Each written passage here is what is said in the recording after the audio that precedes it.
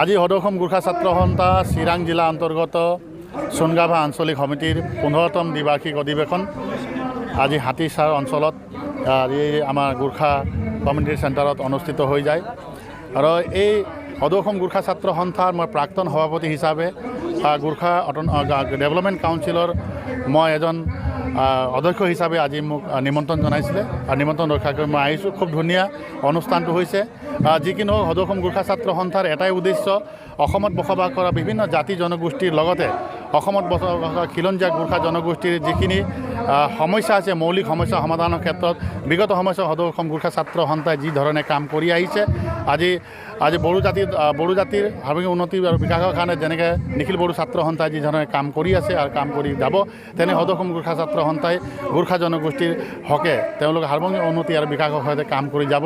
এইখিনি আজি আলোচনা হৈছে আৰু এজন মই প্ৰাক্তন সভাপতি হিচাপে আজি শুভেচ্ছা দিবৰ কাৰণে আৰু এই অনুষ্ঠানত আজি জনসাধাৰণৰ মাজত আমি আহি জনসাধাৰণৰ সমস্যা আৰু সমাধানৰ কিছু কথা আমি আচলতে অন্তৰ্ভুক্ত কৰিবৰ কাৰণে আমি আহিছিলোঁ আৰু অনুষ্ঠানটো খুবেই ভাল হৈছে। সদৌ অসম গোৰ্খা ছাত্ৰ সন্থাৰ যিখিনি দাবী আছিল প্ৰায় দাবী সম্পূৰ্ণ হৈ আহিছে।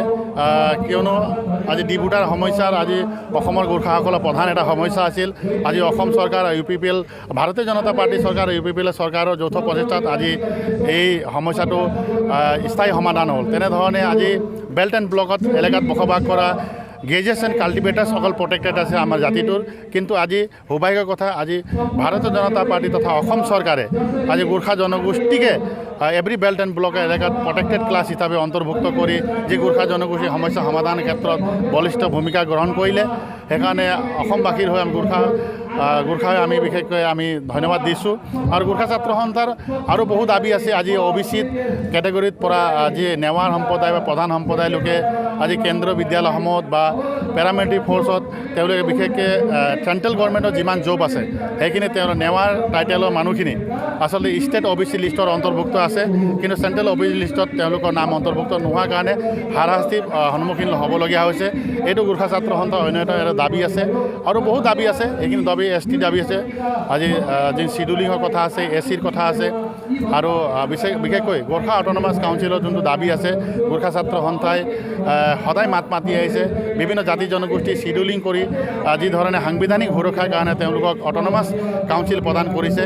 গোৰ্খা জনগোষ্ঠীৰো অসমত বসবাস কৰা 25 লাখ গোৰ্খা জনগোষ্ঠীৰো এটা অন্যতম দাবী গোৰ্খা অট'নমাছ কাউন্সিল দিব লাগে।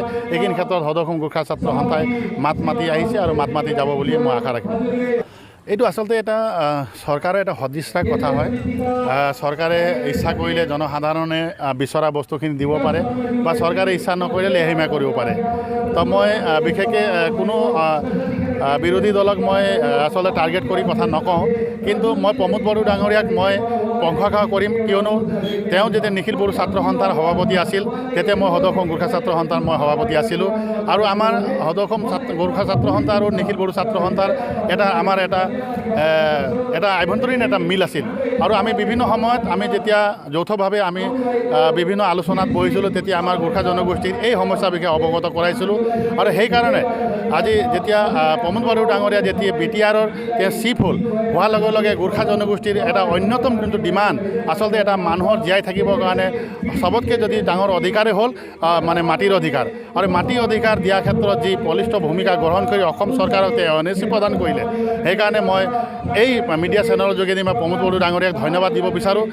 কিয়নো তেওঁ চৰকাৰ অহাৰ লগে লগে আজি 3 মাহৰ পাছতেই আচলতে গোৰ্খা জনগোষ্ঠীৰ আজি এটা সপোনস্বৰূপ যি এটা ডিমাণ্ড আছিলে সেই ডিমাণ্ডৰ বাস্তৱ ৰূপায়িত কৰাৰ ক্ষেত্ৰত কিন্তু প্ৰমোদ বড়ো চৰকাৰে এটা বলিষ্ঠ ভূমিকা গ্ৰহণ কৰিছে আৰু এইটো প্ৰশংসনীয় পদক্ষেপ আৰু এই কথাটো আচলতে মই অহা কাৰণ এইটোৱে হয় যে আজি বিটিআৰবাসী গোৰ্খা সমাজে এই কথাক লৈ বিশেষ উৎফুল্লিত হৈ আহিছে আৰু UPPL চৰকাৰ আৰু ভাৰতীয় জনতা পাৰ্টি চৰকাৰৰ পক্ষে আজি BTC-বাসী বা বিটিআৰবাসী গোৰ্খা অনাগত দিনবোৰত নিৰ্বাচনৰ ক্ষেত্ৰত তেওঁলোকে সহযোগিতা আগবঢ়াম বুলি আমাক প্ৰতিশ্ৰুতি প্ৰদান কৰিছে।